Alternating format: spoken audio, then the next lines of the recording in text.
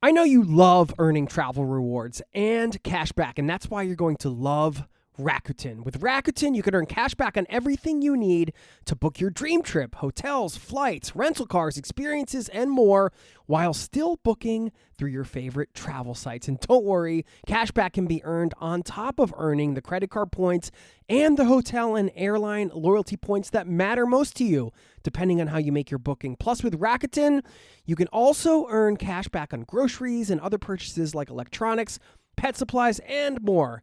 And the best part, you can join today for free and start earning cash back on top of your travel rewards. Go to Rakuten.com or get the app. That's Rakuten, Rakuten. Rakuten, the most rewarding way to shop. This episode is brought to you by TaxAct. Don't do your taxes alone. Join TaxAct's National Admin Night.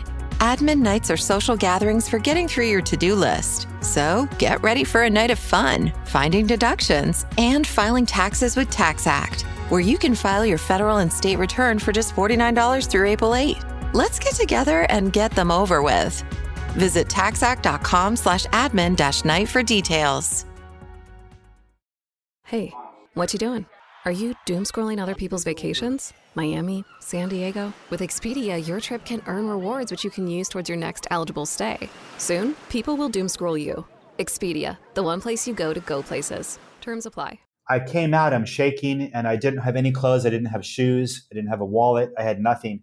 That was today's guest, Neal Moore, sharing one of his brushes with death he had out on the water. Neal crossed America by canoe from west to east coast. This trip spanned 22 months, 22 states, and 22 rivers, over 7,000 miles. It's insane. He's been dubbed a, quote, modern-day Huck Finn by the media. And as we love to do here on the show, we're going to go beyond the adventure to uncover how Neal has really built his life around travel. You're going to discover how a family tragedy turned his world upside down at 13 years old and eventually led to this life of travel that he's living. The surprising way Neal finances his travels. This book went to Swan and sold for, I believe, $42,000. Oh my gosh. which for me was the biggest paycheck I've seen in my entire life. Wow. Wait, you found this at the Goodwill? Correct, yes. Why he chooses to be based in Taipei and Cape Town instead of living in his home country of the USA. He'll share some stories from his time paddling the Mississippi as a CNN citizen journalist, lessons from failing on his first cross-country canoe attempt, why he didn't give up, why nature-based travel is so powerful, and much, much more coming at you today as we continue Wild Ways to Travel Week here on the Zero to Travel podcast. Thanks for listening, my friend, and welcome to the show.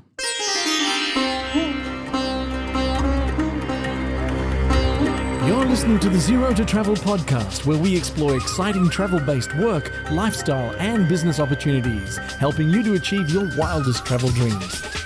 And now your host, world wanderer and travel junkie, Jason Moore. Hey, what's up? It's Jason here with ZeroToTravel.com. Welcome to the show, my friend. Thanks for hanging out, letting me bring a little travel into your ears today. This is the show to help you travel the world on your terms, to fill your life with as much travel as you desire, no matter what your situation or experience. And did you know the first canoe ever built, according to Wikipedia at least, is the Pessie canoe? Quote, it is believed to be the world's oldest known boat and certainly the oldest known canoe. Carbon dating indicates that the boat was constructed during the early Mesolithic period between 840 BC and 7510 BC. That's insane. You can look at this canoe now in the Netherlands at the Drents Museum. Pretty cool. Yeah, we're talking about canoeing today, of course, as you heard at the top, much more than that. But, you know, I find the chain of events it took for Neal to go on this trip, I mean, you can kind of trace them all the way back to 840 BC, right? That's insane when you think about how generationally our knowledge and our tools compound and we're all able to benefit from what previous generations created and have done. And hopefully we're creating some things that future generations can benefit from. Anyway, that's neither here nor there. We're going to get into this interview with Neal. It's a wide-ranging chat, and Before we do, a couple things. First, stick around on the back end if you want. I will wrap up this interview by sharing a moment from this conversation that reminds me of a phrase that is always good for you to remember and to take to heart when you're feeling a little stuck. So we'll share that. And one last reminder as well, zerototravel.com/newsletter. If you want to sign up for the newsletter, you should. It's free. We can keep in touch over there, send it out every week, and you get all the updates, some helpful travel links, personal recommendations on various things. Go ahead and sign up. I think you'll dig it. Okay. Let's get into the conversation with Neal. By the way, his website, 22rivers.com, in the show notes, and you can find all of his work there. Please enjoy, and thanks for listening.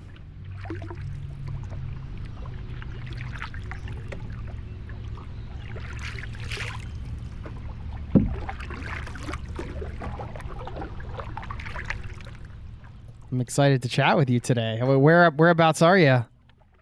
I'm right downtown Taipei City, the capital of Taiwan. What are you doing there? How did you end up there? I got here. I had spent some time in Europe. I studied in Spain. I had spent summers as a child on the North Shore of Oahu in Hawaii with my cousins and cousins in England and Scotland. And then quite a bit of time in Africa. Most of my adult life, from the time I was a teenager, has been in Africa. But the crown jewel for me was the Far East. And I had a friend who came out here with his wife, and then they encouraged me to come as well. And I came, and my very first day in Taiwan was the first day of 2001, and my jaw was just on the ground and just sensory overload. It was just a whole different world, and I've been hook, line, and sinker in love with it ever since. Yeah, you're still there. I mean, it is off and on. So I like to say I spin the globe. I spend time here in Taipei as a launching out board for other locations around Southeast Asia and Asia, and then in Cape Town, South Africa, as a launching board for the rest of Africa. So you do have a base there? You have a home there? I have an apartment that I rent while I'm here, so it's by the month, and I'm very much living hand to mouth my entire adult life, and just sort of happy-go-lucky and making my way through the world. And so I can't afford to have the place when I'm not here. Well, I mean, that sounds like a good situation then, the month-to-month thing. Hand to mouth? Yeah, happy-go-lucky, I guess, was the term that you use. I mean, the hand to mouth and happy-go-lucky, do those go hand in hand? For me, they do. Yeah, for me, they do. They sort of, my thinking is the real value is experience. And for so many of us who have caught the travel bug, it's very much what's next on the horizon. And not to go and visit for a day or two or for a week or two, but to actually ship your books to and hang your hat and sort of try to step into the rhyme and reason. And there are so many cultures around the world, and I think if it really was all planned out, if there was, for example, a trust fund, or if I had a high power job or whatnot that lent itself to travel, I think a lot of the fun would be taken away. Part of the fun is how are you going to make it work? And for me, when you roll into a brand new country, a brand new city, a brand new continent with little to no money in your pockets, now you're sort of hyper vigilant. You're on the streets, and you're trying to look and see how does everything work. Whereas the flip side to that, if you are traveling business, if you're traveling first class, and you're met by the Mercedes van or the Lexus or whatever, and you're on your way to the 5-star hotel, it's sort of a bubble and a bubble and a bubble. And where is the culture? Where is the experience?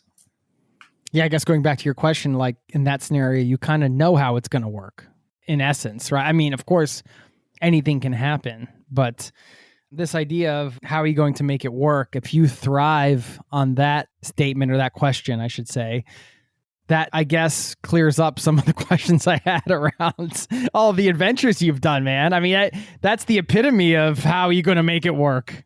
I mean, that's like on a minute by minute basis in some cases, I'm sure, right? Navigating some of these bodies of water. True. No, true. One truism is that you definitely have to have enough money to see your way through. You can't expect money to materialize along the way, for example. But one thing that I do, how I make my way financially through the world is I'm always on the lookout for historical relics. So when I'm in Africa, I'm looking there. When I'm in America, coming across America, the perfect locations are these old river towns, and so I'm also looking for treasure, the proverbial treasure. For me, it's what I look for and work with is the historical relics, meaning old photographs, historic photographs that really tell a story, and then also historic books. And so I sell these books at Swan Auction Gallery in New York City. And that absolutely keeps me afloat.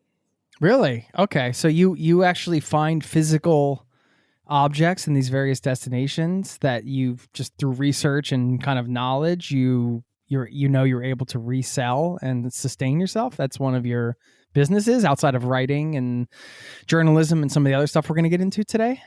Correct. Yeah, correct. That's interesting. So, yeah, it's a challenge. It's part of the challenge, but it's also part of the learning where I like to think that I'm a little bit slow. And so I have to touch something tangibly, be it the river and be it the rivers and towns and to sort of touch it and feel and make my way across.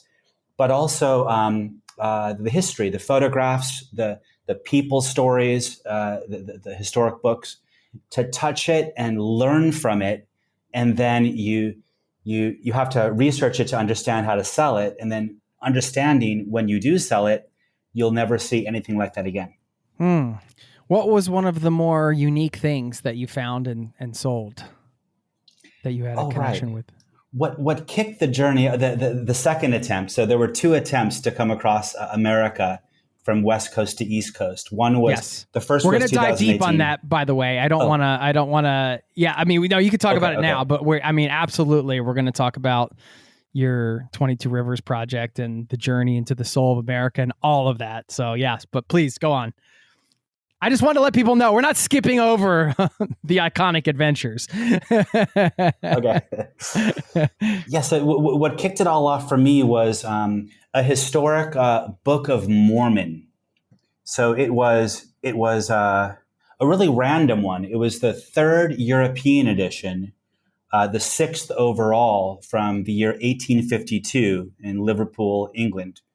But the one that I had picked up at the Goodwill in Silicon Valley was turned out to be a corrected copy. So these two brothers, they printed 5,000 copies of the third European edition, and then they weren't happy with it, and so they corrected it, and it was printed on stereotype, so the steel plate, and they actually didn't just do away with the offending punctuation, but they decided that the book had sort of taken the wrong turn, and so they harkened back to one of the earlier copies, and it was corrected. They printed 25 copies, of which there were 4 known copies in the world, and this book went to Swan and sold for, I believe, $42,000. Oh my gosh!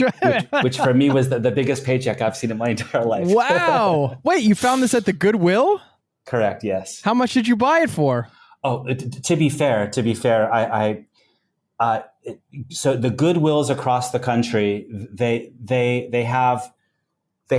sort of wisened up, and what they do now is anything sort of vintage, anything dusty, they put it to the side and they put it on an online auction. So it's shopgoodwill.com, and so certain Goodwills take part in this across the country, including the Silicon Valley one. This was at $200 with 5 minutes out, and I got it for $3,500. That sounds super obscure to me. Like, how would you know? But I guess you know. Was that serendipitous, or did you search that? Because I know you grew up Mormon. By the way, I should just formally say, Neal Moore, welcome to the Zero to Travel podcast, my friend. I mean, I haven't said that yet. It's hard to, kind of start out here, but I know you lost your older brother and your mother as a teen. I don't know how old you were. I mean, that just changes your life forever. How can it not? I'm just wondering if you're willing to kind of share a bit about that and how that changed your life trajectory and how much reflection you've done on that point in your life. That must have been the biggest impact event that ever happened in your life. Absolutely, yeah. It's sort of, so I was 13 years old, and my big brother, my hero, he was 2.5 years older. His name was Tom. And he died from injuries he sustained in a car accident. He crashed our Mustang. It was half mine. And then all of a sudden, the world, 13 years old, and the world just turned upside down. And so things got a bit dark. But because of that, my parents sent me away each summer to be with other children. So far-flung relatives. I'd mentioned North Shore of Oahu in Hawaii, and then also to England. And from that young age, I got this. I really jumped on to the idea of travel and the promise of travel, and just the happiness that I felt with travel. Fast forward to my late teens, and my mom was very much on her deathbed. She had been sick for over 10 years with cancer, and it was her dying wish. So on my father's side, we go back. My father goes back 5 generations, so I represent 6 generations in the Mormon Church. My mom joined up when I was about 8 years old, and she joined with the zeal of a convert. So she was more religious than all of us put together. And when things did turn dark, I was completely not religious whatsoever. I didn't see myself as missionary material whatsoever. But for her, I would do anything. And she was serious about it. I realize now it wasn't about the church. It absolutely was not about the religion for her or for me. She was looking for me to push myself out of my comfort zone and to start to think about other people as opposed to myself. And so I was called to go to Cape Town, South Africa. And so I arrived when I was 19 years old. She passed the very first month that I was there. I got that dreaded phone call. But she had said before I left, she said, please don't come home for the funeral. I want you to honor me by staying and by serving the people. And so part of the whole deal was you have the religious side, and we very much myself and the people I was working with put that completely to the side, and then the other side of it was service. And so we volunteered with International Red Cross. I was working with some of the first AIDS patients in the Black Townships. I was one of the first white people allowed by the National Party government, the government of apartheid, to move into a Black township as the Group Areas Act was starting to unwind with the release of Nelson Mandela, and I found myself really with a front row seat to history in the making. These were the years, the 2 years I was there in the Black Township, was the years between Nelson Mandela's release from prison and his ascension to power in April '94, and it was just this was democracy in action. This was one man, one vote. This was power to the people. And for me, coming from a somewhat privileged background, childhood in Los Angeles, to really detach and push myself out, it was a profound learning curve, and it was something absolutely beautiful and so much larger than myself. Wow. You were right in the thick of it there during that time. And then you have all of the stuff going on personally with your family.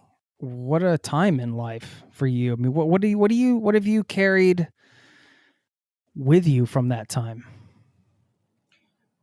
I think for me, you look around the world as we travel, and we like to say that we see happiness, we see smiles, we see laughter in some places in the world where we might not expect it. And I think for all of us, we have to find what is it that makes us happy. And I found from that time directly after my mission, I became what's known as less active. So I'm a non-practicing member of the Mormon Church. But for me, happiness became travel, and happiness became writing. So I told myself, I want to be a traveler. I want to be a writer, and I have been since that time, and I've been happy ever since. Is less active the PC term for I don't believe in this anymore? Right? Yeah, it's sort of complicated. My best friend out here in Taipei, he's Jewish, and he's been all over the world as well, and he's non-practicing, but he's the first one to say, doesn't mean I'm not Jewish, for example, of course. And for him, he says it's more of a culture than a race or than even a religion. And what he helped me to understand this part of my history as well, being 6 generations. My great grandfather, Henry William Miller, was friends with Joseph Smith. He founded Council Bluffs, Iowa, what would turn into Council Bluffs, Iowa. He was the first white settler in the present day, the way the maps are drawn, the present day state of Arizona, for example. He founded his second community there.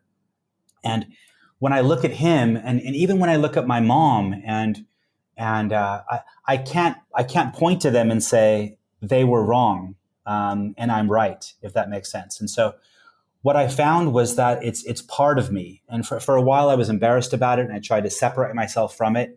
And then I realized there's really nowhere to run, because it's absolutely inside of me. It's part of who I am. It's part of my culture on my father's side, and from my mom's Yale as well. And so what I did was I actually sat down, and 20 years after my mission, I moved to Cape Town.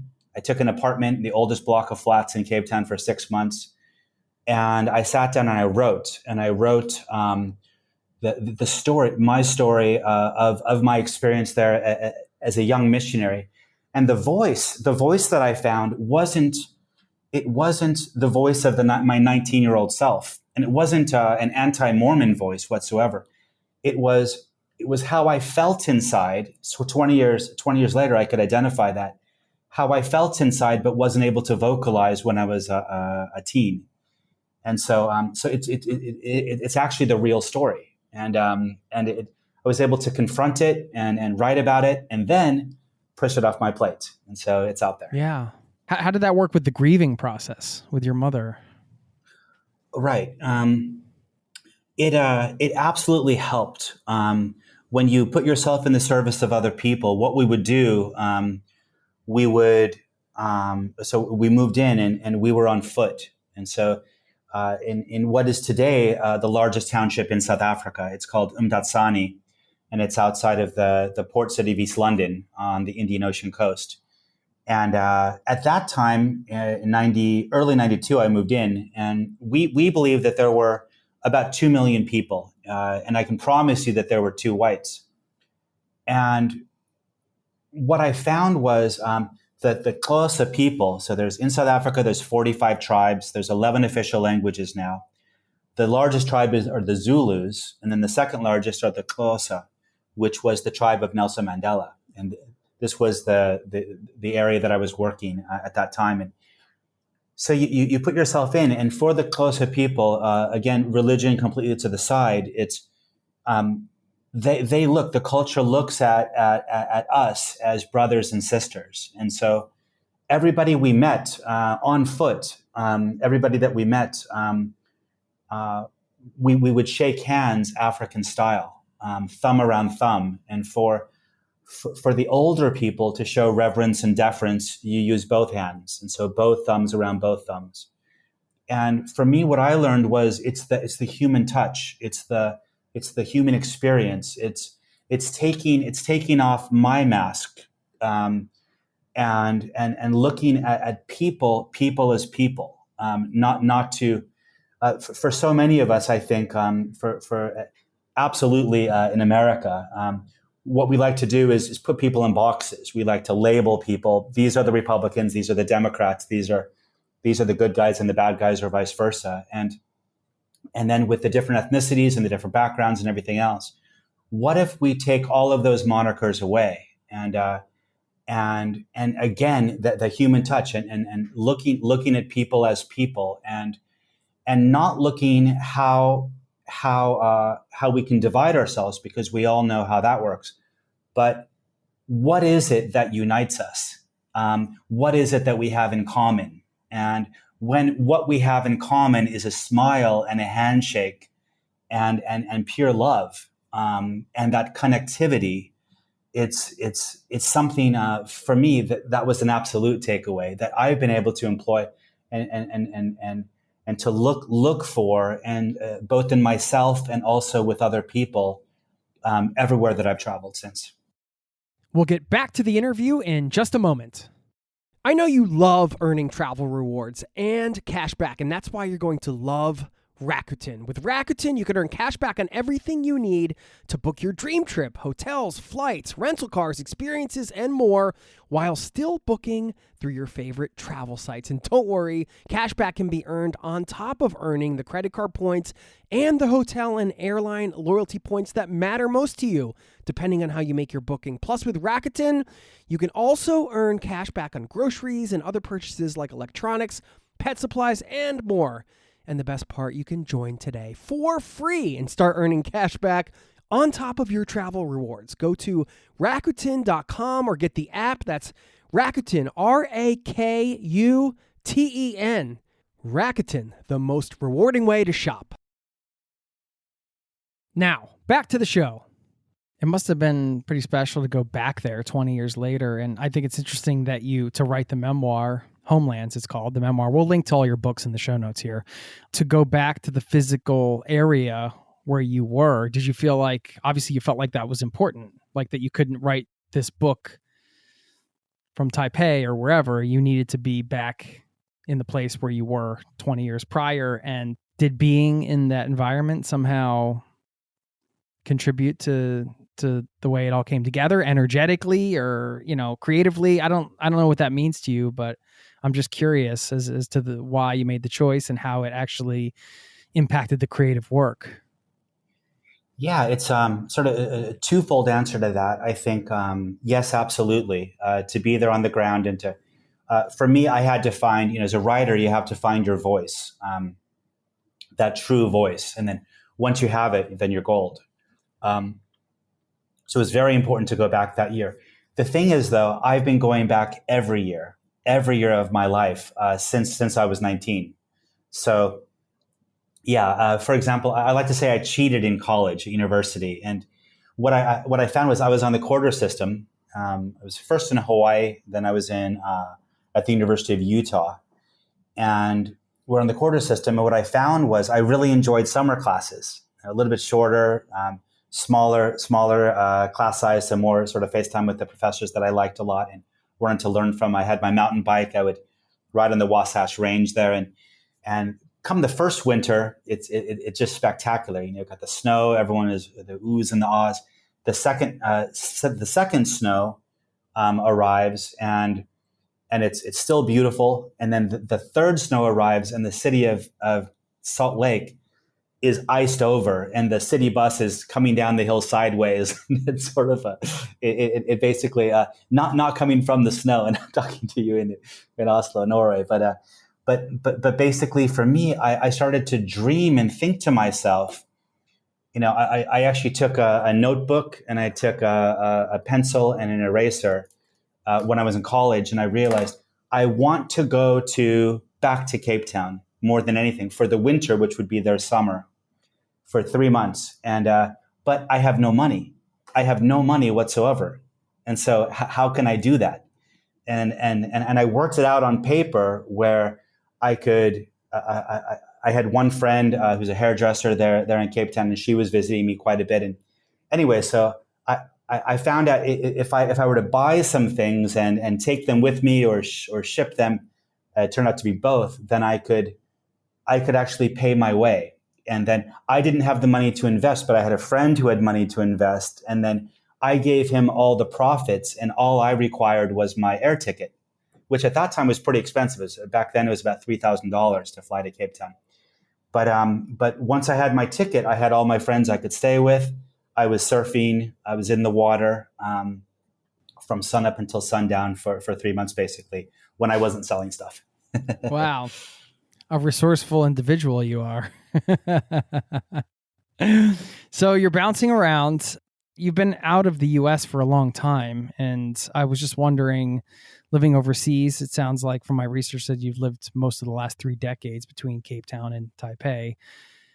Being out of the U.S., why not be in your home country? I think for me, heading to Africa, there's something, the people there, they talk about that red soil. When you put your hands into it, it just brings you back again and again and again. I feel like I really live. There's also where I came from in Los Angeles. I went to the first Rudolf Steiner, the first Waldorf school in North America. It was there in Los Angeles, and it's sort of a bubble, and a lot of people who look just like you and whatnot, and come from the similar financial background and whatnot, and what I found was through traveling as a kid, going to the North Shore of Oahu, to for example, there to be white and to have a little bit of money in your pocket. You're a third class citizen. You're absolutely third class. They will yell, the derogatory term "haole" at you, and you have to watch your P's and Q's. I had cousins there who could protect me, but then, and so I started to think to myself, wait a second, if a third class in Hawaii, and then when I traveled to South Africa, where it was still officially segregated, absolutely segregated, from the trains to where people physically were able to live. And there they had said that white people were first class, and so then you start to look at the whole situation and I started to think to myself, wait a second, what if there is no first class, and what if there is no second class, and third? What if we're just people? What if we're just people, and how can we try to spin that positive? And I go on tangents and I forgot your question. I apologize. No, that's okay. I mean, I was exploring kind of the idea of why you've chosen not to live in your home country. Culture. I think in a place like Cape Town, it's very much a melting pot. At that time, for a number of decades there, it was the richest city and the richest country in Africa. Of course, today Nigeria, with the oil, but that's not proportionate for the people. It's also, South Africa is very much also the most disproportionate location for the haves and the have-nots, for the wealth and the extreme poverty. But with Africa, partially because of that, you have your traders are coming down. And so my friends, I was working with African art for a number of years, and at the Pan-African Market on Long Street in downtown Cape Town, and my friends are from all over Africa, and from the cuisine to the smiles to everything, the religious background. Most of the people that I was dealing with, who were just absolutely wonderful, were Islamic, and just spectacular. The sense of family, the sense of community. And then from there, I could save my pennies. And when I had some good sales, I could adventure for months and months into Egypt, all over Egypt, and then to adventure into East Africa, into Ethiopia. And then what did those adventures look like? Were those, what kind of adventures were those? Were you just backpack kind of off into to explore, or? Right. With Egypt, it was I had an elderly friend in Cape Town who had been officially his title was draftsman, but when the Brits were kicked out in 1951, they brought in South Africans, and so he came in the 1950s for 5 years, and he worked at Chicago House, so the University of Chicago's presence in Luxor, and he was documenting the inside of the temples and the hieroglyphs and everything else.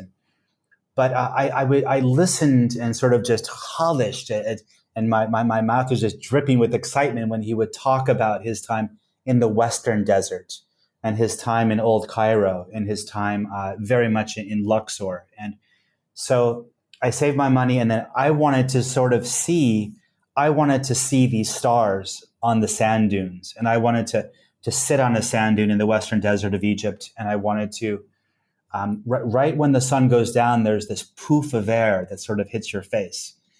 And you hire the Bedouin guides to take you in, for weeks and weeks. And then Luxor, to walk where he walked and to sort of just in his footsteps to try to experience it was something. I invited him, the last moment I invited him, and I said, you have to come, I'll push the wheelchair, whatever we have to make it happen. And he said, no, this is very much for a young man. And then for Ethiopia, the big idea was a major hike. Just previous to that, the year before, I was struck with a cancer. He actually in Cape Town and then here in Taipei. And so I came here for the medical. But basically, it left me in a place where I couldn't walk. I couldn't walk for some time, and then I had to sort of crawl, and then I had to very much shuffle my way around, and then weeks later, months later, I felt, and then a full year later after the surgery, I felt I was strong enough. And I looked at the north of Ethiopia as sort of, this is of course was where Lucy was discovered, the missing link. So the first human who we found who stood upright. And I thought, how appropriate to do a big hike in northern Ethiopia, in the similar location to where they found Lucy, and for me to find the courage and to find the strength to be able to stand upright again and to traverse. And I had a friend who had been based there for 10 years in the north, and so he had talked about it, and we were meant to do the big hike together, but as friends will, he canceled at the last moment. And for me, I think it was positive because he set me up on it, but then I was able to do my own thing, which was beautiful. But what I did, I went to Axum, which is extreme north, the Tigray region, just below the border with Eritrea, and went to the animal market and bought myself a donkey, a 2.5-year-old donkey named Gopher. And then Gopher and I, we set out. We provisioned up big pots of honey and bread. And actually, no, you can buy bread in the villages. But what I wanted to do was traverse the old pathways that have been there for millennia. But it was all changing because the Chinese were building their roads, not just there, but whole swatches of Africa, of course. But here, everything was going to change. And some people say for the better, some people say it's absolutely a step back. But I wanted to take a look and really delve into old Abyssinia, to sort of feel and again touch my way across the landscape. And so for me, it was absolutely incredible because I did have the strength. That the highlands there are 12,000 feet. They're by and large Christian. The lowlands are tributaries of the White Nile in Tigray, and the lowlands are Islamic. And I like to say that the Islamic people make better coffee. I think it's something to do with the spice that they put inside. But again, it's the culture. It's the extreme aspect of man against nature, and also how we come together. How is it that the Christians and the Muslims can work together and be in the similar geographic location and somehow get along? And that was just a hike and a half. How many miles was that hike approximately? I should know. I bought the topographical maps from the map department. Just approximately. I was 3 weeks of hiking. I'm not sure how many miles. A lot of miles. I mean, you had to buy a mule, I guess. So that's a right. All of a sudden, you're just like, hey, I own this mule. That's really interesting. I didn't expect it. Cool. I couldn't afford the mule. I actually went for the donkey, which is just a little bit of a step down financially. Okay. Right?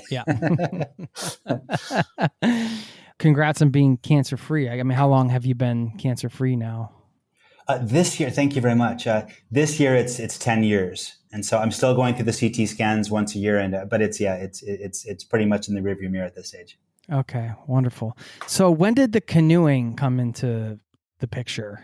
You just mentioned this adventure in Ethiopia. Was this like sort of the first bigger adventure in that way, like in the outdoors type of thing that was kind of the seed for perhaps these grander type adventures that you've now gone on several of them? We can talk about some of them. Specifically, I want to dive into you had the trip down the Mississippi. I mean, according to Wikipedia, you are the, quote, first person known to paddle a canoe solo and continuously across the United States from West Coast to East Coast. 22 rivers and waterways, 22 states, 22 months. That's poetic. I don't know if that happened randomly, but that's pretty incredible. You just alluded to the fact that during the first attempt, you ended up having to kind of quit. And I want to get into all this. I don't know when the canoeing thing became a thing, because there are a lot of ways to travel, of course. And perhaps that's not the easiest. Maybe in some places it is the easiest. I don't really know. I don't have much canoeing experience outside of, summer camp on a lake or whatever, but when did it grab you? And let's dive into some of the adventures there. It started with a friend. So I have a French friend here in Taipei that I worked with many years back, and we would have drinks at the bar after work and whatnot. And he was struck down with cancer, pancreatic cancer. And he elected to go back to France, Montpellier, to the university there to have sort of an experimental type surgery. But when he went, then he was going to spend the summer and he was going to come back. And the last night at the bar, I opened myself up and I hearkened back to what my mom, rewind to South Africa, and I served the 2 years as a missionary. I came home, and then I was able to look at the program of her funeral and to read the eulogy. And there was a story that I had never known about my mom. And so back in the 80s in Los Angeles, she was in and out of hospitals for most of my childhood. And in one hospital, there had been a young man. So she would have been in her 30s or late 30s or early 40s. And so when she says young man, he must have been in his 20s. But he had no friends. Friends were not visiting. Family were not visiting. And he was all by himself. And one day she opened up herself to him. And what she said was, I'd like you to really think, if there's anything that I can do for you, any wish whatsoever, I want you to know that if it's in my power, then the answer is already yes. And according to the transcript there, he thought, and then he said, I really like balloons. And the following day, the room that they shared in the hospital was full of balloons. And so in that spirit, it's because my mom did that and I learned about it. The only reason I got into canoeing, I opened myself up to my friend Louis at the bar here at the Shannon, which is what I would name my canoe later, the Shannon, after the old now defunct pub.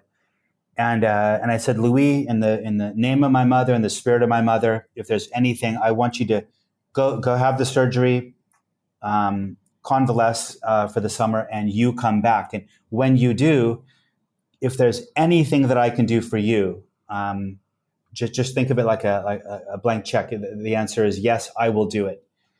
And he thought there that last night at the bar. Then he said, I've always wanted to paddle a canoe up the Amazon River.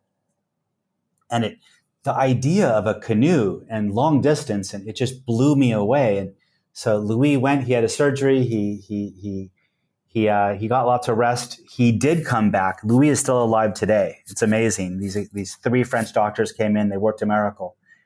And he came back and I said, Louis, I've been saving money no matter what it is. We are going to Amazonia. We're going to do this. And he was serious about it. When he was a teenager, he had planned and plotted with his best friend. And like friends do, we talked about the friend backed out. So he'd carried this dream with him.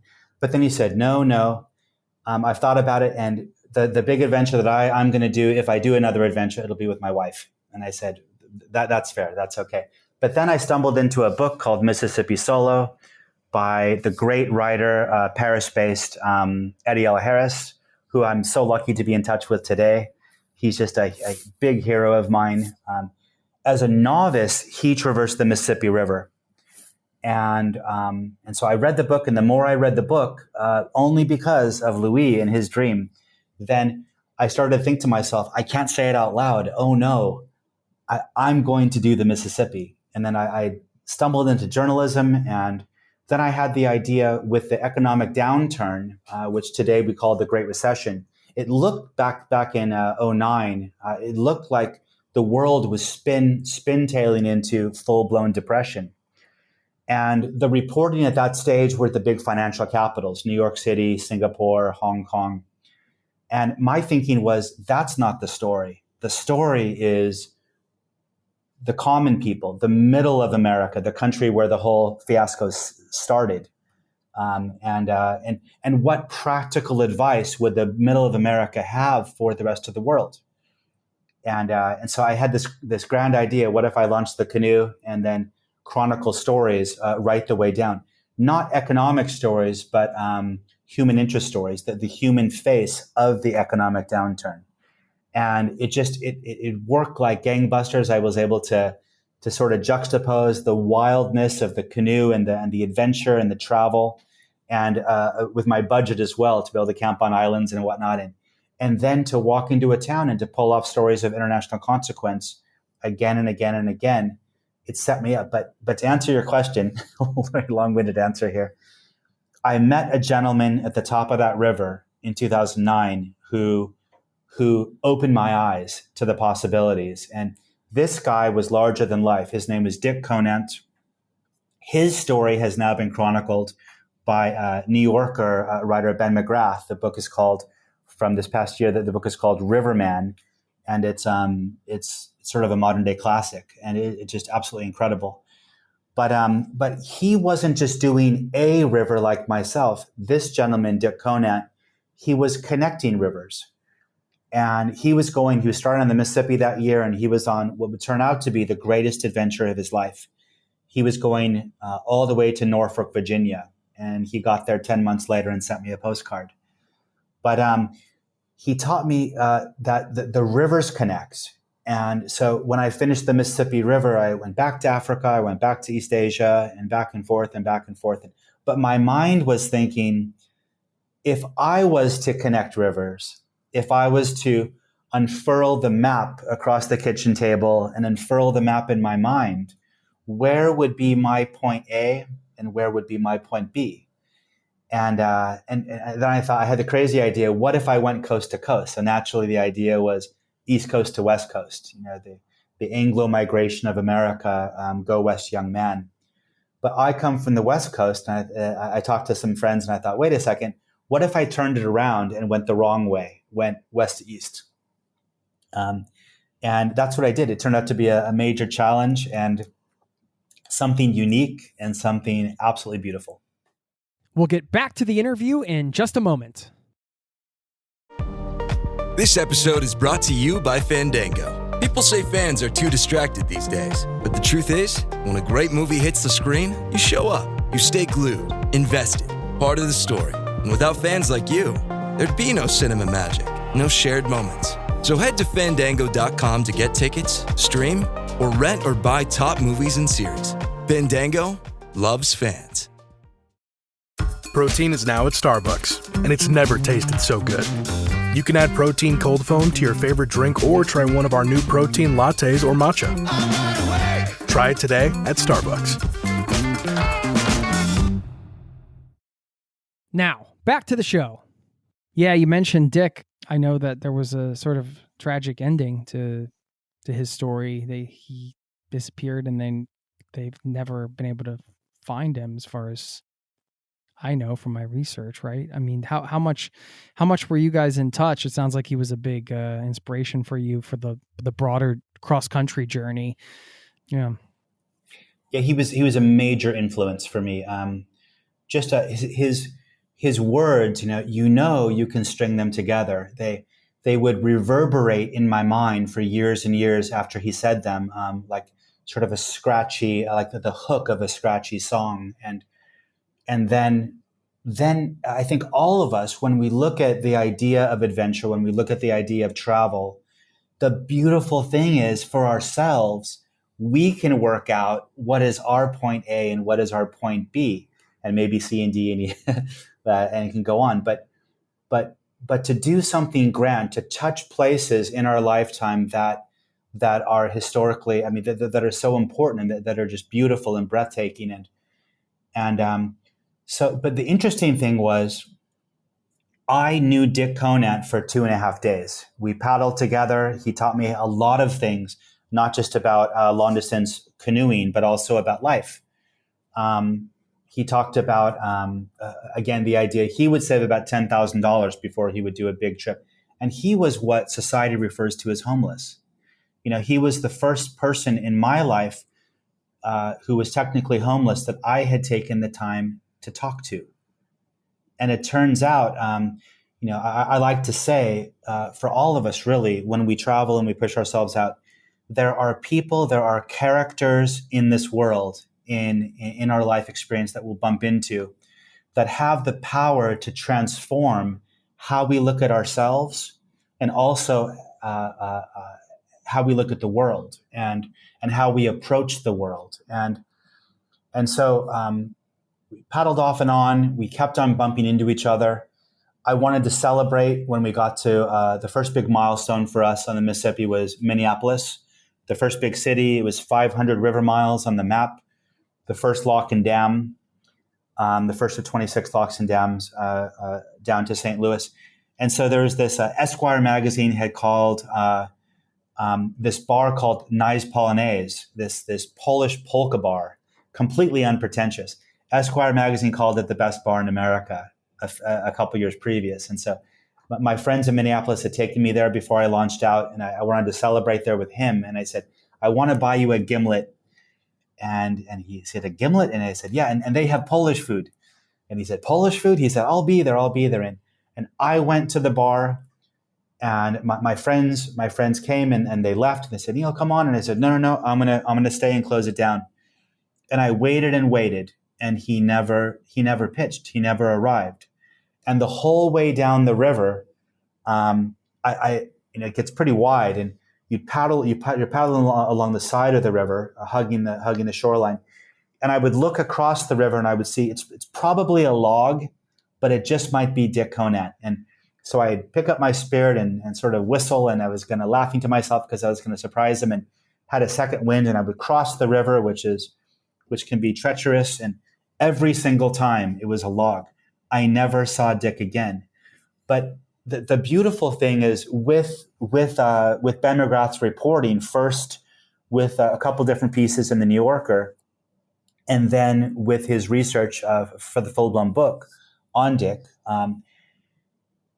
he sort of turned into the conduit, the conjurer of Dick Conant for me. And so when I launched out that first time in 2018, when I launched out, you're going from one of the most dangerous waterways in the world, Astoria, Oregon. It's called the Columbia River Bar, right there at the mouth where that great storied river pushes out, and then the Pacific pushes right back in. And I made my way around Tongue Point in the mouth of the river, and I made my way around and got to a safe place. And I sent a message to Ben McGrath in New York City. And I said, Ben, I can feel him with me. I feel him laughing. This whole journey is because of him. And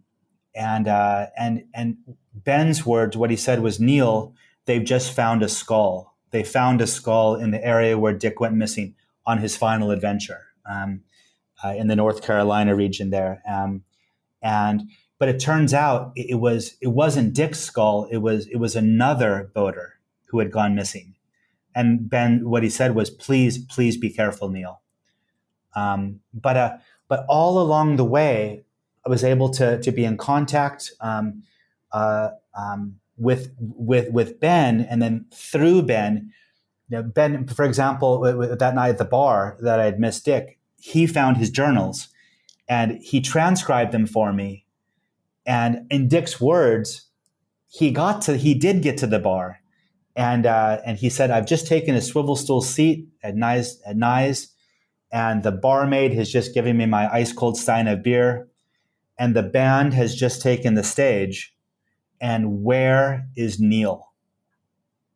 And I'm self-deprecating by nature. Dick Conant was very much self-deprecating by nature. And I think both of us must have thought maybe the other person just didn't care, but it turns out we both did. And then come New York at the very end of the second attempt, which was successful for me in 2020 and 2021. When I got to New York, I was able to celebrate and have that drink. We had that gimlet together, Ben McGrath and myself, on the banks of the Hudson, which is where Ben met Dick Conant on what would turn out to be his final adventure. We smoked a couple of Monte Cristo number 4s and celebrated the life of our friend. And it was something absolutely incredible. The adventure aspect of this, the danger, the risks. I mean, you just mentioned finding skulls of missing boaters and things like that. I just want you to paint the picture of the reality of this journey, because, it's easy.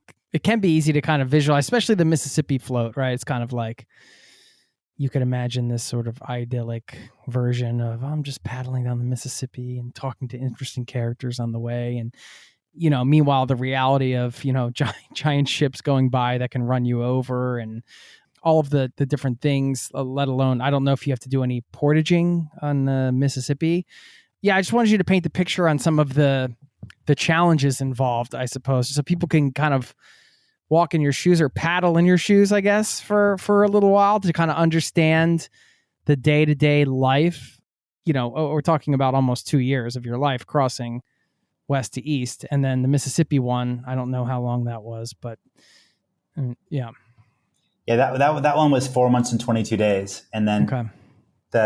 What's with the 22, man? What's with the 22?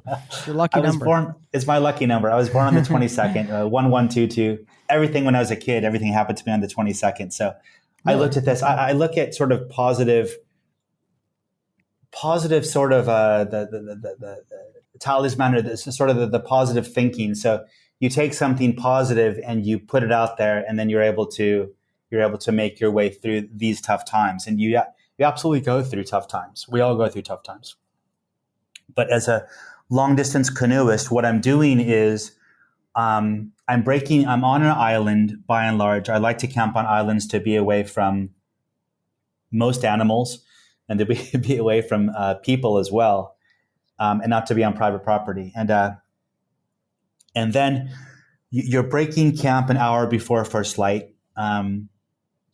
And then it takes about an hour to break down the tent, to get the canoe ready, to put all your worldly belongings inside of your canoe. And then you push out at first light. And for me, it feels that there's nothing more soulful. There's nothing more pure. For me, it's the true definition of bliss is pushing off an island, at first, in concert with first light, with all the possibilities of the day ahead. I might be coming down a river. I very well might be coming up a river, and then you're paddling for all you're worth all day long. And then, in a perfect scenario, you're gonna get to that next island in concert with last light. And then there's all the well wishes along the way. There's, I like to say in bright sun and beautiful weather in a red canoe, you're everybody's friend. People smile, they wave. That's a good guy. He's out there on the red canoe. But the moment the weather turns, the moment the curtain of darkness falls and you're still out there, the heavens open and the rain just descends, or the wind and everything else. At the time when you could really use a friend, when you could use a friendly, well, why don't you come and pitch your tent here on our lawn along the river? You don't get that because now, A, they can't see you, but B, you're suspect. And so you have to, for the longest time, I was a younger brother as a kid, and every would-be fight I would get in, I would just tap him on the shoulder. And I'd say, Tom, can you take care of those guys? Yes. And he would go and intimidate, he was tough. I'm not tough. And, but I had to learn, on this journey, I had to learn how to stand up for myself. You have to be able to when push comes to shove, you have to heave ho, and there's nobody there to help you out except for yourself. You find the strength within yourself to make it to that safe haven, to make it to terra firma, to land. And there's all sorts of obstacles. There's wind. I'm always looking at wind, and I have my fail safe where if it's above a certain wind, then I just don't go. And I'm not really in a rush. I'm just beholden to the seasons, the way the map worked out. But there were two full line, straight line derechos that came across when I was on the Missouri River. There were a lot of tornadic activity. I took cover from multiple tornadoes. By design, I just missed the hurricane season in the Gulf, but I startled a grizzly. There was an experience, encounter with a wolf on an island on the Columbia River. My canoe was bumped hard by a bull shark repeatedly in the Gulf of Mexico in open water, a 12-mile crossing in the night to get to a barrier island. And that because the barrier islands are safer, as dangerous as it is in an open canoe.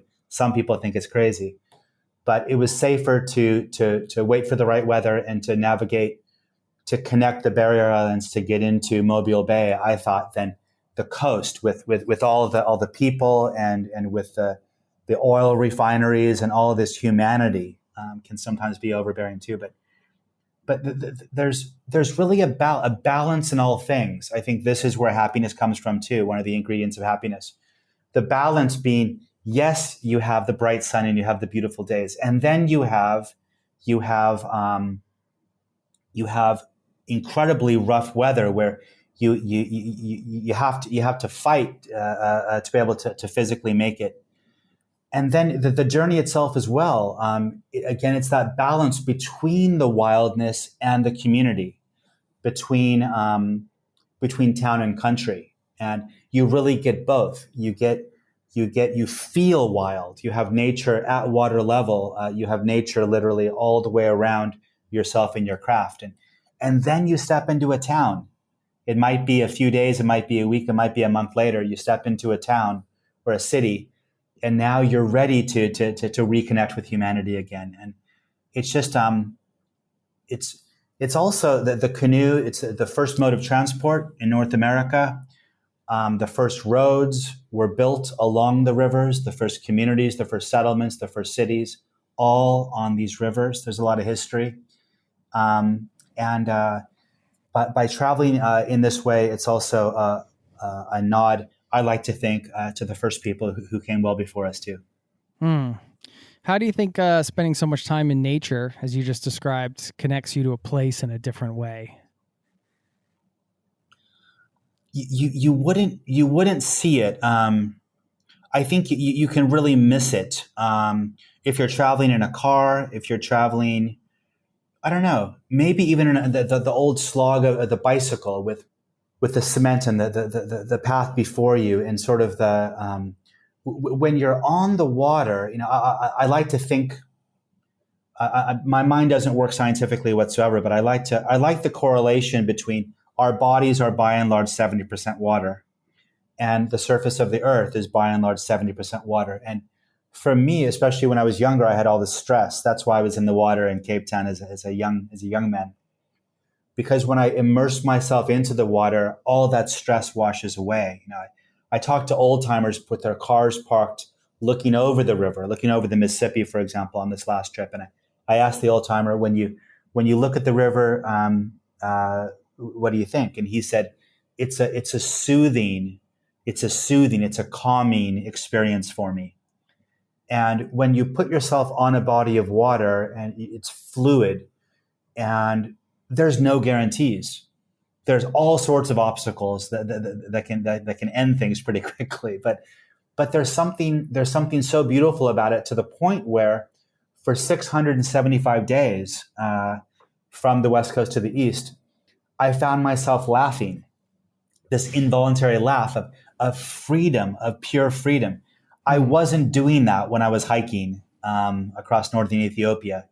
I wasn't doing that on various road trips that I've taken, or like a other giddiness adventures. kind of. Yeah, it's almost like a connection where there comes a time when you, the analogy of, for example, going into the township when I was a teenager, I like to think you push yourself out of your comfort zone and you detach, you let go. There was the moment when I was being wheeled down to surgery 10 years ago, and we like to be in control of everything. We like to sort of have our finger on the button, and we like to plot our own course, and we have to be in control of ourselves and everything around us. And what I learned even coming down for that surgery was there's no guarantees. There are no guarantees. I might not make it out. And that's okay. I came to peace. I came to a peace. I apologized to everybody that I could. I accepted apologies in my mind from people that I thought might have offended me. And I really felt ready. I detached. And with the mode of transport, with a canoe on the water, you're literally pushing yourself out.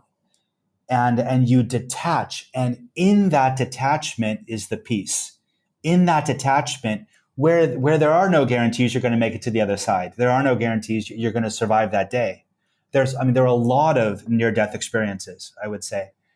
But those were rare. And by and large, it's that nature which can encourage, which can sort of scuttle you along, and which can also come down and smack you around and reprimand in sermon as well. Humble you. Yeah. It sounds like it's, it's travel, it's adventure, but it sounds like to me, it's also spiritual in some ways. For sure. I would say so. Yeah. I don't consider myself a religious person, but there's something there. And you look at different cultures along the way, from the Native American, the indigenous people that I was able to befriend and document their stories. To start with, on the Columbia River, for them, their god is the salmon, the spring salmon that's on their plates when they're born, that sustains them through their lives, and then is on their plates when they pass, there to say farewell to them. And there's that relationship very much. You see it with different cultures between nature and humanity as well, which is just awesome. Just to give people a sense of the accomplishment, as if they don't have one already, but just to add to the legend that is Neal here. I read that you had to do a 170-mile portage from Syracuse to Albany. Is that accurate? Is that the longest you've done? And it's for people that don't understand what a portage is.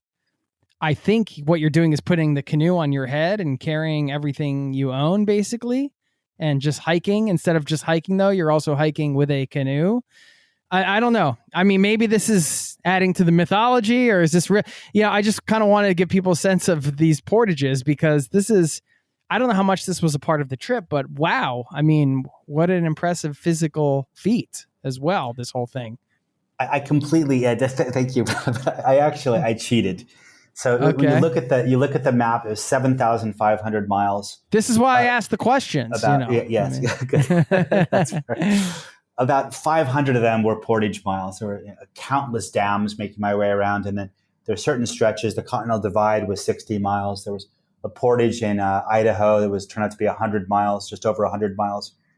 And then, but the longest one was the second half of the Erie Canal. They closed down a little bit early because of COVID, and also the season was coming on. But what I do for the portages is I have a fall harness. So I have a friend in Portland, Oregon, who works, an old friend. We were actually friends, teenagers in Africa together. And so I got to see him and meet his family and whatnot for the first time in decades. It was just awesome. And then he owns an aluminum rail company. So his employees are up there on these new buildings, and they've got the fall harness, and they're putting the aluminum rails on the balconies and whatnot in the buildings. And so he gave me this old fall harness. Then I went to everything for me is secondhand. So I went to the secondhand boating supply store there in Portland, which is now gone, unfortunately, and bought an old 7/8 inch shipping rope. I would connect. So I put my limbs through the fall harness. I connect the rope to the back of the fall harness and then connect it to the front of the canoe. Then I finally found, after 4 attempts, I found the right wheels. So these proper expedition wheels from Canada I had shipped down, and those go under the canoe. You strap that in, you throw all your worldly belongings inside, and now you're pulling like a mule as opposed to walking with a mule or a donkey. Okay, but that's not cheating. You're still I mean, you just fashioned your own way, but yeah, it's still, I mean, still pretty damn impressive, I would say. Then and the Continental Divide, I mean, you're going up to an elevation of 6,300 feet. And the funny thing is getting up there, from the Pacific coast, it's about 1,100 miles. Every single inch of that is uphill, all the way to McDonald Pass in middle of Montana, on the top of the divide, the watershed where all the water from that part of the country goes east and west. But the toughest part, and I've done it twice because I came over the divide twice, as it turned out with both attempts. Both times, when you come down the divide into the capital of Montana, which is Helena, I had to rest up for a week because my legs were like jelly. You're using all different muscles coming down a mountain as opposed to coming all the time, pulling and coming up mountains and whatnot. So that was sort of funny. But the beautiful thing about the Erie Canal was this. I was on the towpath, the towpath, which is where the horses and the mules would. Yes, it was nice and flat, and overnight, historically, along that stretch of New York, overnight you had these port villages, and the villages, the way they're built, they face the canal, and so when you're on the towpath, when you get to a village, then now you can hang your hat, you can sort of again find that rhyme and reason of the place, and you meet characters and you find stories and just great people everywhere you go, But going from village to village, and I had plenty of time, there was no negative whatsoever. You work to get there, but then you can rest up, and then you're looking forward to the next one. Good vibes. You meet the stumble-upons, you call them, right? Yes. These are the chance encounters, the people you meet by chance. Can you talk about that? What that term, and some of maybe share a story or two? Absolutely. So. As a would-be journalist, you're looking to sort of, in the past, rewind to the Mississippi River. I didn't know how many stories I did, but I was invited to CNN Center afterwards. The producer I work with there, he was taking me around, introducing me to everybody, and the one senior producer asked, so how many stories did Neal do on the Mississippi? And he said he did 50. 50 stories. You were doing this for CNN at the time, right? Correct. Citizen journalist. Yeah. Correct. Yes. Yeah. The golden age of citizen journalism. That's no longer, and that term has become a negative, unfortunately. But what I was doing, I thought was fun and unique and of substance. It was substance because it was going out to the world, and it was creative. Some great stories. Yeah. Great stories. Yeah. Thanks. So these are stories where you walk into a town. Some of them were pre-scripted. Some of them were stumble-upons, but then you basically have a pretty good idea. So with that experience, when I looked years later, when I looked at going from coast to coast, I actually plotted out 100 story stop towns. And I looked at the history of every single one. It was a lot of fun. And I had some story ideas, and depending on the history of various towns and whatnot and the people, I was looking for stories of culture, heavy on the immigrant stories, this sort of thing. But what happened was the second successful attempt, I launched out, and within the first month and a half, everything closed down. The penny dropped, and the world was plunged into full-blown COVID. And I found myself coming up the Columbia River in between the first two United States to shelter in place. Governor Brown in Oregon and Governor Jay Inslee in Washington State, quite rightly, ordered shelter in place. And I received permission from the Nez Perce people to continue when I got to Idaho, which was free and clear at that time. I received permission to cross their tribal lands. I received permission from the Corps of Engineers to come up the Snake River, which is technically a federal waterway. And early on, I realized I'm not going to be able to do stories like I've done before, to walk into a Native American reservation and try to pull off a story, or to walk into various communities, especially communities of color. And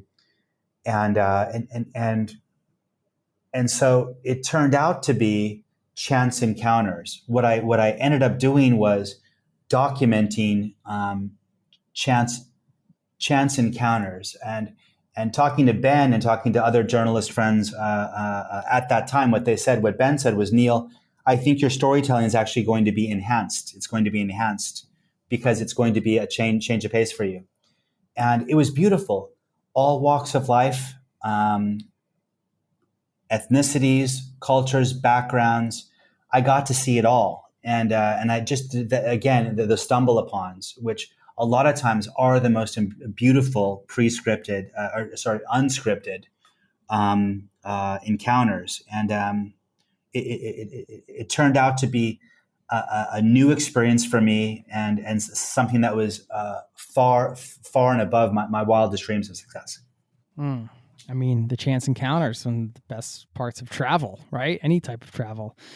The relationship with your home country, you've been spending all these decades away and out of the country. How did this trip allow you to get reacquainted with your home country of the USA, and how did it change your relationship with it, if it did at all? Yeah, you travel as a traveler. You hang your hat in various communities and cultures around the world, and you meet other travelers. Here in Taipei, I'm friends with a whole international crowd, from the Dutch to the French to the Germans to you name it. A lot of Canadians, Australians, Kiwis, they're all around it. And we're all travelers. And so you hypothesize about maybe the perfect location. For me, it's still out there. It's still going to at some point happen, hopefully, but Timbuktu in Mali. Just to get to Timbuktu, you have to travel all the way across the country to get there.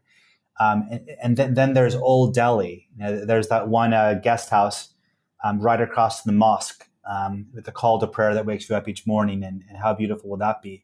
And the mass humanity versus the wildness. And so to really put yourself into the thick of everything. But then the big epiphany for me was looking for 30 years for this adventure and for this travel. What if the greatest adventure of my life was to go right back to where I started, to my own backyard, so to speak, and to really explore it, to properly explore it. And so when I looked at the map, I really wanted to look at a cross section of the country. I wanted to come into the South. I wanted to go through Appalachia. I wanted to see and experience and meet the people that I've dreamed about. These places and these cultures and this history, to learn from them. I really wanted to feel my way across and see so many places. And when I would get to a new state, I'd be on the Ohio, 1,000 miles, technically 981 miles coming up the Ohio River. When I would get to a new state, fond farewell to Kentucky, and now here is West Virginia, and I'm going to step into it. It's just going to be, and to attach myself to it for a portion of my life, and the people I'm going to meet. It was just positively incredible.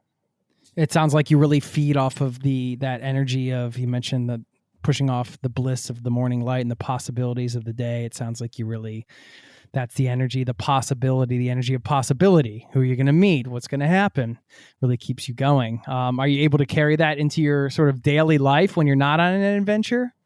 That attitude?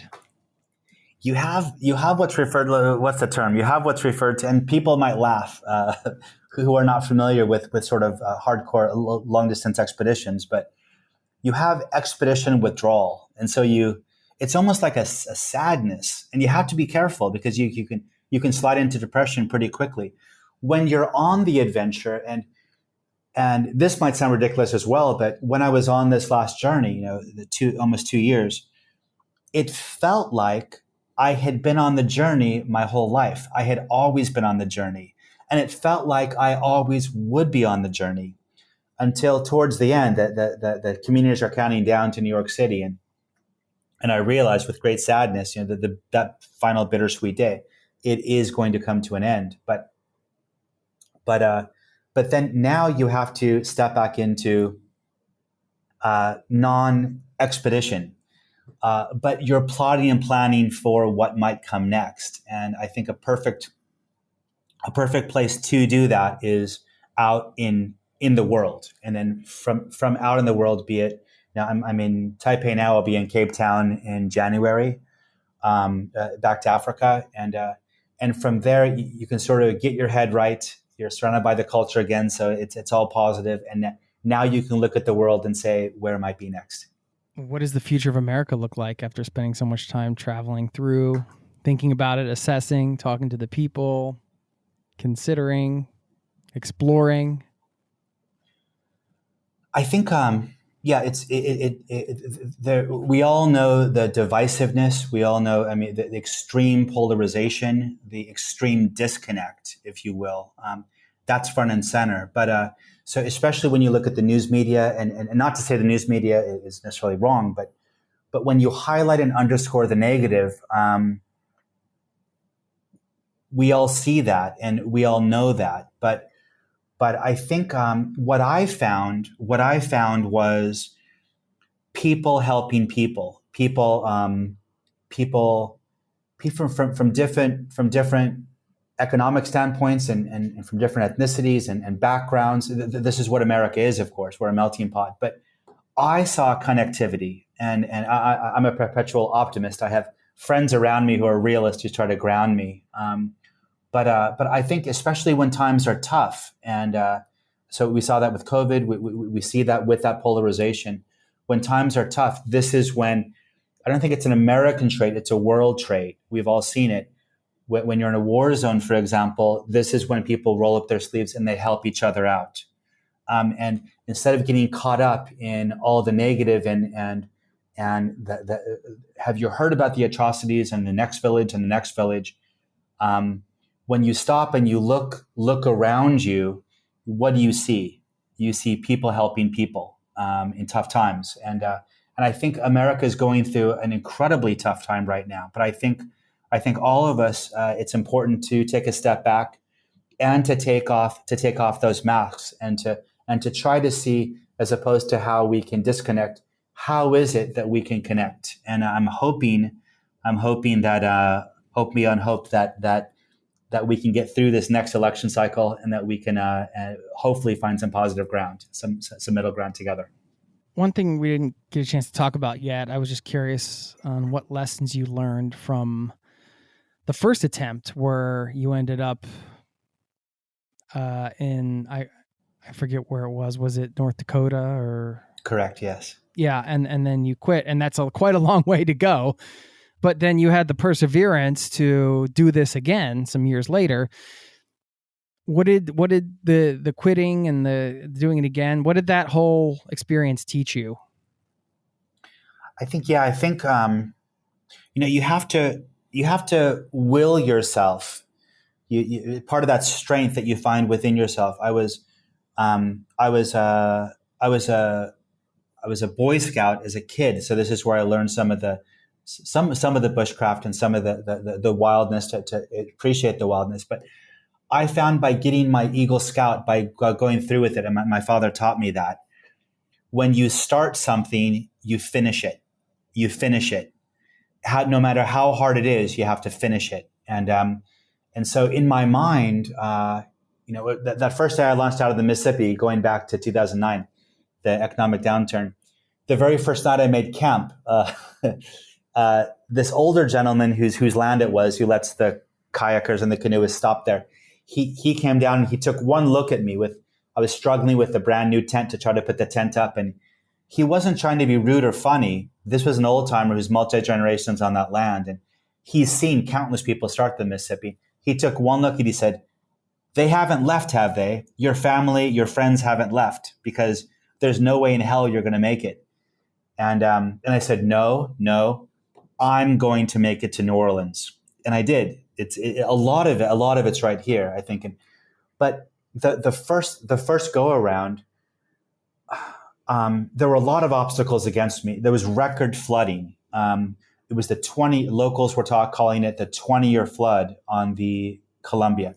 That year, 2018, I came up 800 miles up against that flooding, to the point where you're just, I couldn't close my hands. You're fighting Mother Nature. And Mother Nature, we all know Mother Nature always wins. But then I fought up against flooding on the Spokane. I portaged more than 100 miles in the Centennial Trail, beautiful trail right along the Spokane River from Spokane to Coeur d'Alene, Idaho. And then I couldn't touch the Clark Fork because it was the 100-year flood on the Clark Fork. Just one thing after the next. Yeah. Yeah. I had a near-death experience on a tributary of the Clark Fork, almost died and lost most of my gear. And it was just, it was really touch and go. What like the canoe flipped over, or what? Well, there was one river. It's called the St. Regis. The St. Regis. It's a glacial river. It's small. It's a tributary of the Clark Fork, and it was going my way. The first river going my way in 2018, and I looked at it. I studied it. I thought, okay, I camped alongside for a couple of nights first. Then I got in, and I was just seventh heaven, making my way around. I think I-90. So this is Western Montana. I-90 comes over, and you sort of snaking under I-90, Interstate 90, the big highway, elevated highway. And I came around the one turn, and there was a fly fisherman, the first fly fisherman I had seen. It was just coming out of winter. It was just it was early spring, and I wanted to wave, but I had to concentrate. So I came around the turn, and I nodded, and he nodded. I came around the turn, and that's when I saw a massive tree was blocking the entire river, and the current was just sucking me in. And very quick story, if I can try to make it quick. My mind went back to when I was 8 years old, when I lived in West Los Angeles. We lived in Westwood. My mom was going to UCLA, and I went to the Waldorf school, the private school in the valley, the San Fernando Valley. And when we'd missed the bus on Mulholland Drive, my brother and I, my dad would take us over the pass into the valley. And the one day we were coming over the pass, and we saw this truck was honking on the side of the freeway coming down. And my dad said, look, boys. He said, that truck has lost its brakes. It's a runaway truck, and there's no runaway lane. And watch what he does. He's going to scrape up against the side of the mountain. He's going to slowly come to a stop. He's going to destroy his truck, but he's going to save himself, and he's going to save all of us. A lot of traffic on that big freeway. And my brother and I we couldn't believe it. And then all of a sudden, yes, it scraped up against, it came to a stop, and we were clapping. And I took one look at the embankment, and I knew, again, mind over matter. I mean, that's crazy that your mind in 1 second went back to that moment. Just like that, right? That is unbelievable, isn't it? Yeah, and it saved my life. I saw the embankment. I didn't know, but the vertical embankment on the river right descending was not the root system of one tree, but two massive trees that were blocking up the whole works, and the current was rip roaring through their branches. And I came back with the fireman who helped me. That day I came back the following day to try to get some gear back. And we measured, each of the trees were 4 feet in diameter. There was 4 feet of water underneath, branches that would have definitely snarled me up. But I saw the embankment. I knew I have to hit it. I have to come scraping in, and I have to get out. I'm not going under. I don't care what happens. I'm not going under. We call it a sweeper. That's sweeper. And I did. I came, but the last possible second, I wasn't exactly straight. And I was just at a little bit of an angle, and the front of the canoe rammed the embankment, the vertical embankment, right before the first big log. The canoe came came right out. I'm in the drink. It's a glacial river. I'm in the drink. I see the canoe. I see all my worldly belongings. Everything swoosh in 1 second disappeared. In the same second, I see my hands grab onto the roots of that embankment, and I'm scraping my way out of that river. And it was just, it was absolutely incredible. But I had to, just really quickly to continue the story, I made my way out, and now the secondary killer is hypothermia. I'm shaking like a leaf because of Western Washington and Eastern Washington are two different animals. It was really hot. It was dry, arid, and coming through before that, coming through Eastern Washington. So I had gotten rid of the neoprene wetsuit. I cotton kills, and I had a T-shirt. I had Levi's. I had my life vest. But I came out. I'm shaking, and I didn't have any clothes. I didn't have shoes. I didn't have a wallet. I had nothing.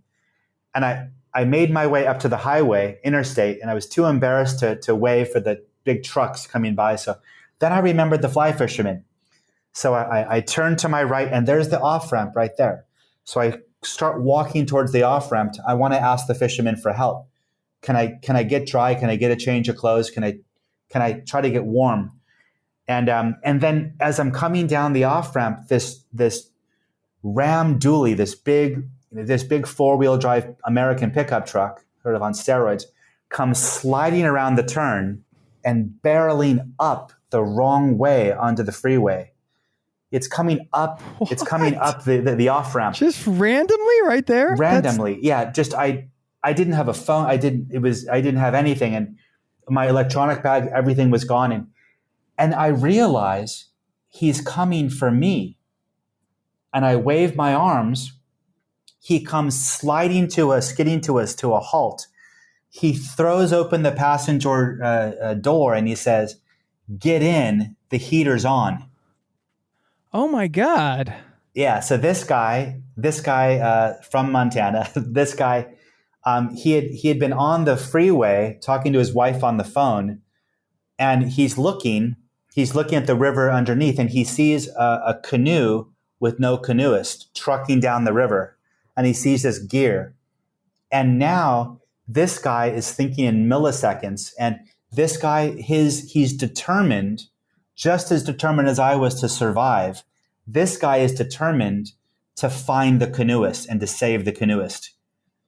And anyway, that's Montana. They let you do crazy things, but then the moment you need help, these people, they're the first ones to roll up their sleeves and help you. And that's just one near-death experience, right? I mean, yeah.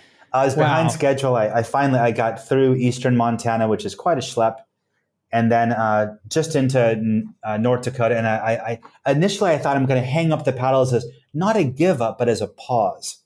And then at some point, I'm going to come back and continue from there. But then about a week later, talking to a friend on the phone, I forget which one, and the friend says, "Neal, you realize you're going to have to start over." It took a step back. It was so hard. Everything was so hard to get there. And yeah, I risked my life. And the flooding, and it was ridiculously hard. And so, but then I thought to myself, wait a second, the route that I had selected, for a year. It took a year to work out the route. The whole idea was to crisscross the country and to have the chance to be continuous. And then I thought, the people that I met, the stories I chronicled, the terrain, just the natural beauty, the natural wonder, from Oregon to Washington to Idaho to Montana into North Dakota. I thought, what a pleasure to try again. And the second time I felt a little bit guilty because it was not record flooding, and it felt way too easy. It was still tough. You're coming up these major rivers, but anyway. But I mean, kudos to you to not only persevering, but also starting the whole thing again. I mean, you could have easily picked up where you left off and nobody would have batted an eye, I'm sure, except for you. But it's so impressive, man. I want to make sure that we mention once again the website. I'm going to post, if you don't mind, from your website. You have a picture of the route you took in 3 acts, as you call them. So I'm going to put that up in the show notes so people can see that. But over at 22 Rivers, at the number 22rivers.com, they can find all the various links. And then you have the book, of course. Oh, you want to talk about the book or wherever other places that people can find you or whatever you want to share here, really? Okay. Oh, yeah. So there's two books. There's the first was Down the Mississippi, and then the second book was Homeland. So it's called Homelands: A Memoir, which is South Africa just unraveling from apartheid. Yeah, and of course you can read more about the journey and yeah. I mean, well, what's next for you, Neal? I'm not exactly sure. I'm looking at Europe as a possibility. I'm looking. Come on over. Right. I'm sort of, I want to call it 22 nations. I'm excited about the chance to traverse, to make my way through Europe as a possibility. I'm looking at Australia, More canoeing? More canoeing out there. Possibilities Southeast Asia. I'm not exactly sure what's next, but there's some possibilities on the horizon. Wow. Is there something you wish others knew about you?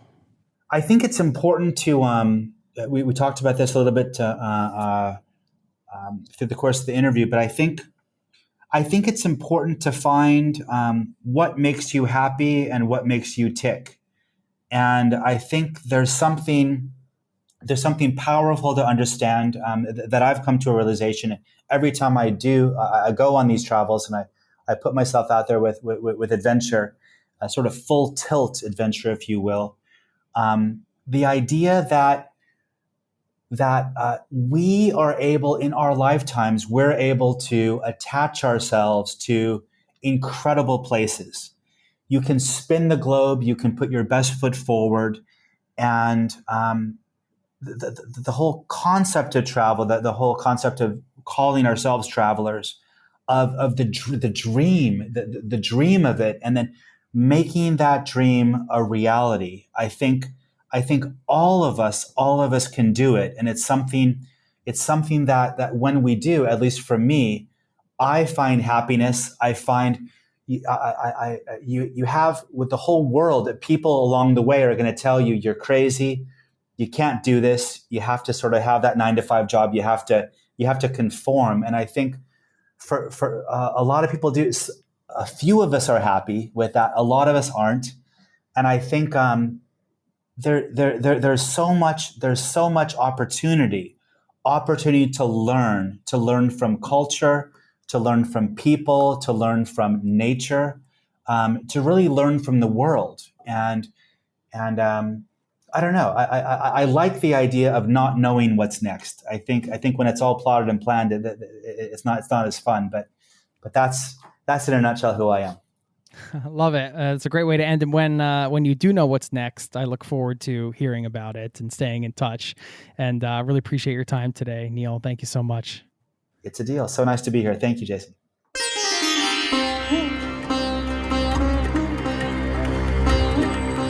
There you have it. Thanks to Neal for stopping by the show. Hope you enjoyed that. I loved that conversation. I did want to pull out one more clip from that chat, something you heard way back at the top. And as I mentioned at the top, this kind of reminded me of a phrase that I think is good to keep in mind when you're feeling stuck. Here's the clip. If it really was all planned out, if there was, for example, a trust fund, or if I had a high power job or whatnot that lent itself to travel, I think a lot of the fun would be taken away. Part of the fun is how are you going to make it work? There you go. How are you going to make it work? As Neal finished up there, that is a question he has had to ask himself and figure out. And that's a big theme throughout a lot of these podcasts. People have a travel goal or a life goal. Usually those two commingle, at least on this show. And then they have to figure out how to make it work. And time and again, I've seen people make it work. I've heard stories from people that have figured out a way to make it work. And this reminded me of a phrase that you've heard quite often, that there's never a perfect time. And that's true. I know these cliche phrases sometimes, it's like, well, there's never a perfect time. You got to go for it. It sounds like a platitude, but when you really take it to heart and you think about, well, that hasn't been more clear than in recent times. You know, a lot of people that I've interacted with here in this listening community, even and beyond, they had this perfect plan of travel. And then, as you know, in recent years, that seemingly perfect plan on paper fell apart because of what happened in the world. Nobody could travel. Travel shut down. And that's a great example of how these perfect plans, even if you think they're perfect, might end up falling apart anyway. So you can make it work, whatever it is. Be confident. Wherever you go next in travel, in business, in your career, in life, you have what it takes to make it work. And I am saying this because I'm pumping myself up too right now, because I, like you, I have doubts on things I'm working on right now. And so this is a great reminder to remember we're resourceful individuals. We can make it work. And I will close this out with a quote from Wayne Dyer. I love Wayne Dyer. He wrote one of my favorite books, The Power of Intention. I'm not sure if this quote is from there, but here's the quote. If you believe it will work out, you'll see opportunities. If you believe it won't, you will see obstacles. Thanks for listening. We're going to continue Wild Ways to Travel Week with one more episode coming your way. So follow and subscribe to the podcast, which is, of course, free in your app, wherever you're listening, and stay tuned. Look forward to seeing you next time. Peace and love to you and yours. Have a great rest of your day. Cheers. This podcast has been brought to you by ZeroToTravel.com. Ideas and advice to make your travel dreams a reality.